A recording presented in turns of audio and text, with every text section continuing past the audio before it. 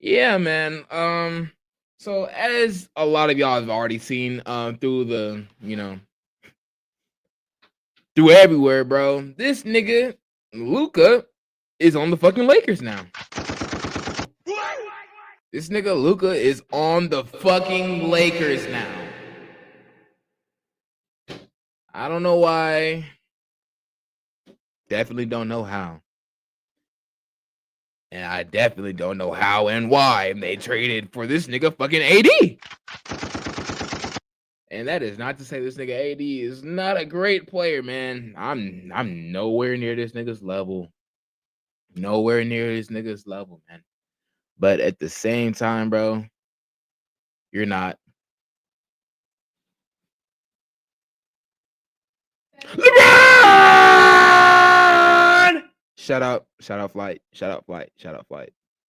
You're not LeBron, man. You're not LeBron. So you got like 2 more years until you're up out of this bitch. You know what I'm saying? So the fact that they traded their franchise player for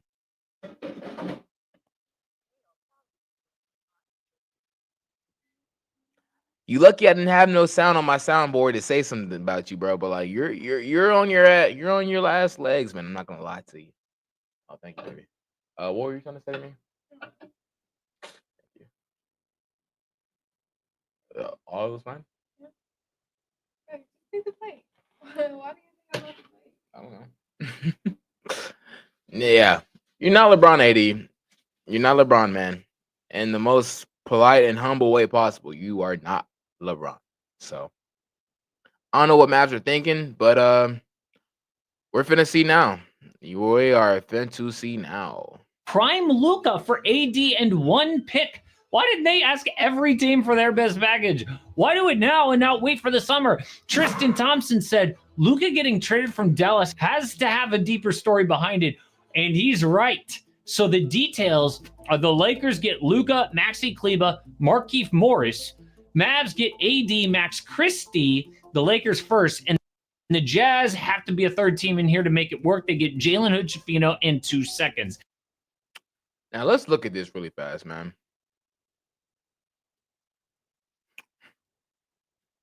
Luka Dot.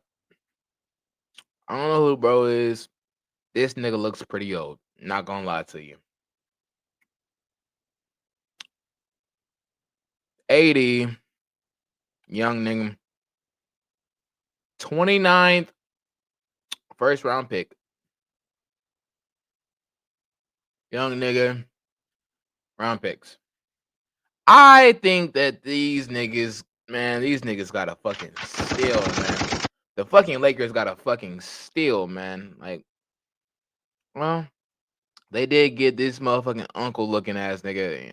That nigga got like 2 years left. I don't know, bro. I don't know.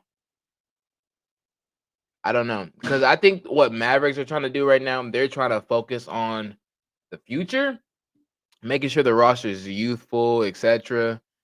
And as it looks like, bro, the Lakers are gonna have I don't know like the full Lakers roster right now, but like even Luka's 25 right now. Like anything could happen. He's in his prime, but he is 25, you know what I'm saying? So I don't know. It really just depends, man. It really just depends on like how these niggas are gonna play like when LeBron is gone. You know what I'm saying? Now, before we get to why this happened, Luka is going to pair up with his idol LeBron James in LA. So the Lakers go from plus 5,000 to win the West to plus 950, meaning they jumped over the Mavs, Rockets, Clippers, and Grizzlies, behind now just Denver and OKC. This is an amazing trade for LA, but pretty suspicious. They get a 25-year-old MVP candidate for 32-year-old AD and Max Christie. Like I said, don't even have to give up all their first-round picks. Something is going on here. Reports say that LeBron had no idea about this trade. He was out to dinner with his family after beating the Knicks in New York. The Suns and Blazers were playing at the time, and a fan yelled out to Devin Booker, and Book said back, "You mean Luka Garza?" Like, he figured the fan was wrong. Shams had to tweet, "This is 1,000% real," basically saying my account wasn't hacked, because the only other time an MVP type was traded this young was AD in 2019 because he demanded a trade. Multiple reports say Luka did not demand a trade. He wanted to be there. Dude was up for a supermax extension in Dallas this summer. Did they think he wouldn't sign it so they would trade him now? No. This has never happened before, so why?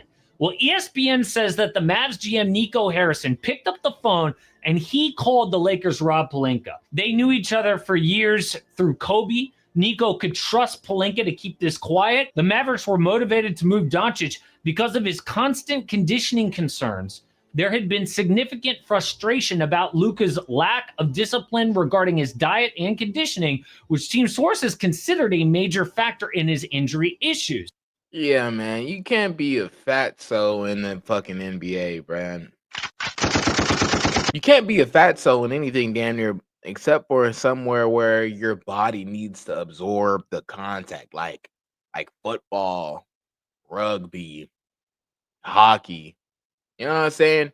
Because that shit, like, those positions where you're doing that shit, you're not. Hockey is kind of the exception, but the rest of these, bro, you're not moving around too much. Like linemen, like you're moving, but like you're not running, my nigga. You're not running through nobody. You know what I'm saying? Um, with rugby, you're definitely running a little bit, but like you kind of need a little bit more weight on you so you can absorb the hits because these niggas are going full force. But even then, you're not fat. You're kind of just built, nigga. You're just strong, like muscular. Like you got like a little bit of flab on you, like to protect you. But like even then, like you're just like, you know what I'm saying? You're built. Like so, and being in the NBA when you're doing all that running back and forth, back and forth, back and forth, you definitely got. I'm already know you got to be in like tip top shape, bro. You got to be in shape. And I've always kind of noticed that this nigga Luka has been kind of a little chunky. I wouldn't say this nigga's fat, but like he has been a little bit chunky, man. Like you can see it all. We all know bro. that Luka Like, looks fat and out of shape. Bad defense, complains to refs. Remember when they clinched the NBA Finals last year? Luka was celebrating with a beer and Nico Harrison swiped it?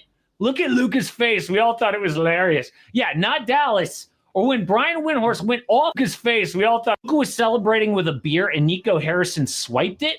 Look at Luka's face. We all thought it was hilarious. Yeah, not Dallas. Or when Brian Windhorst went off on Luka when they go down 3-0 in the finals. His defensive performance is unacceptable. He is a hole on the court. His performance in this game is unacceptable, and the reason why the Mavericks are not going to win. He's got to get over this. And the fact that he came out after the game and blamed the officials showed me he's nowhere close yet. Oh, fans ripped Windy for saying that, but you know who didn't? The Dallas Mavericks. They also think that his conditioning creates the injuries. Just look at Luka as a rookie. He looked like this. Listed weight 230, but this year he looks like this.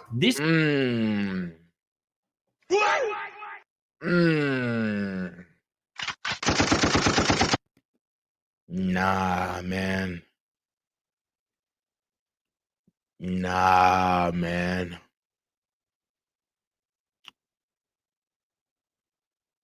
That's too much.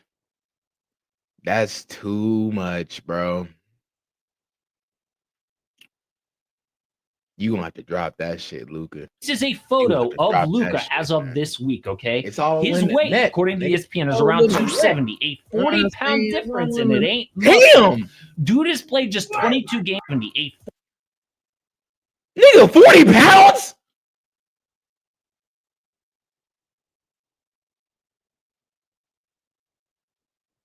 Nigga, I can't even get in that shit in damn near fucking 5 years, nigga. What the fuck? 40 pounds, nigga? The fuck are you eating, nigga? Bagels and crumpets? Like the fuck? Like, put the beer down, bro. 40-pound difference, and it ain't muscle. In Europe, dude has played just 22 games this year because he got a calf strain. And ESPN says when that happened near Christmas, the Mavs' reaction wasn't, "Oh man, what bad luck."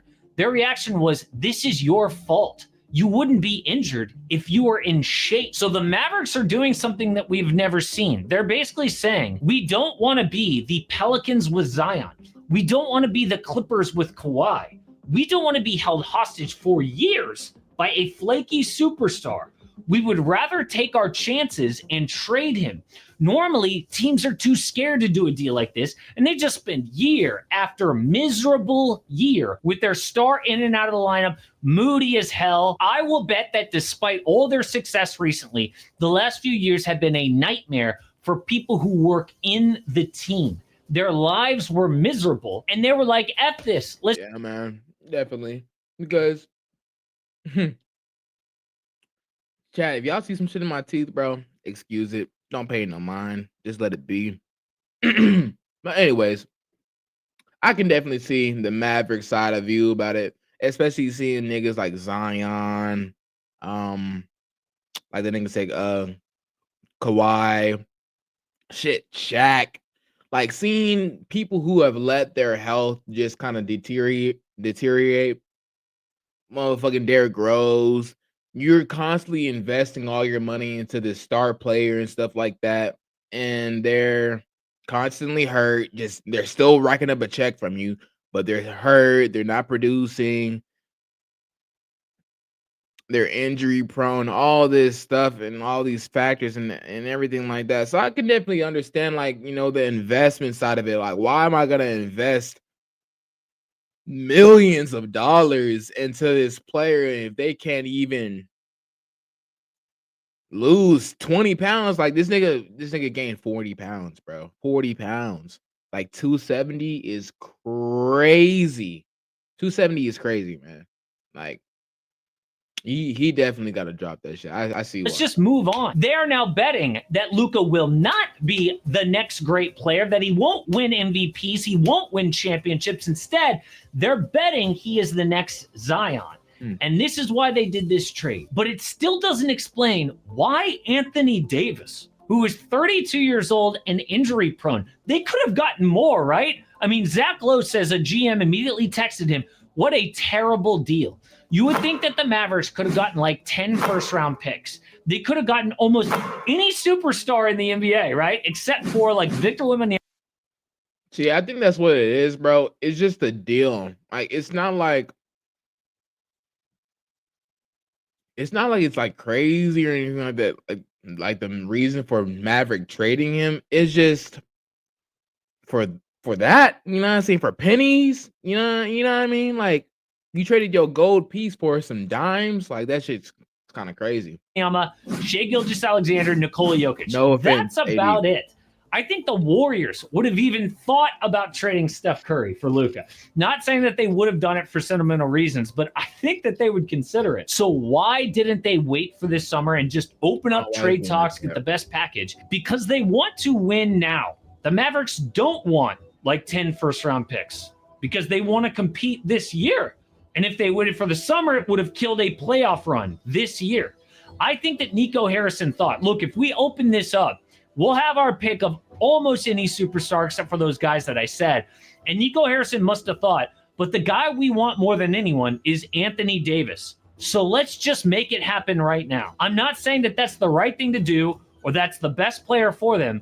I'm just saying that's what their mindset was. So why wait? Nico told ESPN, I believe that defense wins championships. I believe that getting an all-defensive center and an all-NBA player with a defensive mindset gives us a better chance.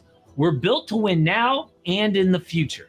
AD and Max Christie, by the way, because Christie has become a legit 3-and-D player. So they can now play a true center next to AD. They have both Daniel Gafford and Derek Lively when he gets healthy again. Kyrie is going to run the point with Spencer Dinwiddie as his backup, with shooters. But unless they win a championship this year, it is an all-time stupid move. Okay, Luka might be a headache, but his career scoring averages, number 3 in NBA history, it goes Michael Jordan, Wilt Chamberlain, and then Luka. Only guys to average 25, 7 boards, and 7 assists for a career, Oscar Robertson, LeBron, and Luka. Okay. Yeah, man. I ain't gonna lie. I've recently stopped betting. I kind of want to get back into it. I need a little extra money. Everybody needs a little extra dollars every now and then. But let's just say that anytime I've ever bet against Luka, I said this nigga wasn't gonna put up. Boy, oh boy, did he prove me wrong. This nigga, He be hooping, man. He be hooping, bro. He don't be making excuses on why he don't hoop. And you know what I'm saying? I think if bro's actually hurt, he's actually hurt. You know what I'm saying? Like this nigga actually be there to play. You know what I mean? Like I kind of fuck with it about bro. But so I can definitely like this nigga be hooping, man. Wait regardless. You know what I'm saying? Like I think it's just a stupid trade because weight is something that is definitely it's a problem. And you can't get a grown man to change. You know what I'm saying? You can't get a grown man to change unless you make him really realize how much is affecting him. You know what I'm saying? Unless you can really make this nigga realize that, hey, you putting this 40 pounds on is affecting you as a player. It's affecting us as a team. They're not going to change. He's not going to change. You know what I'm saying? So I don't think that trading him just because this nigga was overweight was a good reason, man. I don't think because you can lose weight, bro. Just the same way you put it on, you can put it back on. But skill, nigga, like just like pure dog skill. That shit's hard to come by, bro. 28 points average. He hasn't even been in the league this long, man, and he's already in the top 3.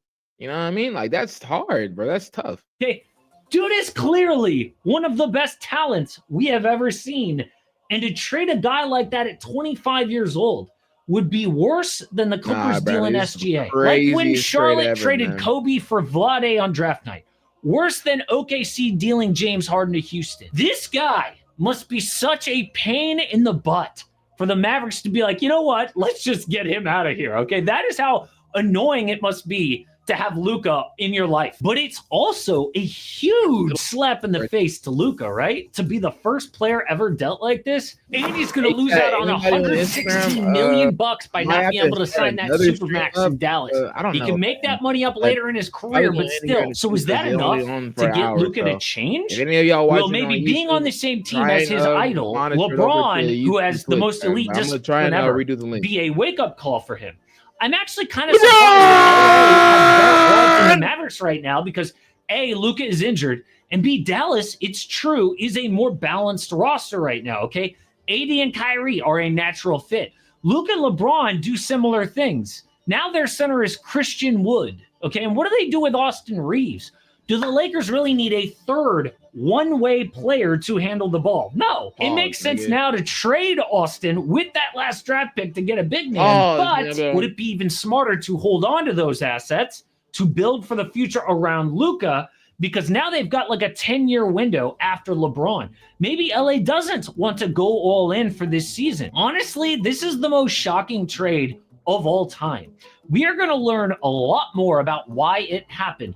But if the new details aren't that, yeah, Luka did demand a trade, or Luka's got some horrible injury that none of us know about, then the only reason is Dallas thinks he's the next Zion Williamson. So if you want more current NBA, this is why LaMelo wasn't an all-star this year. But if you want an NBA mystery, the entire league wanted.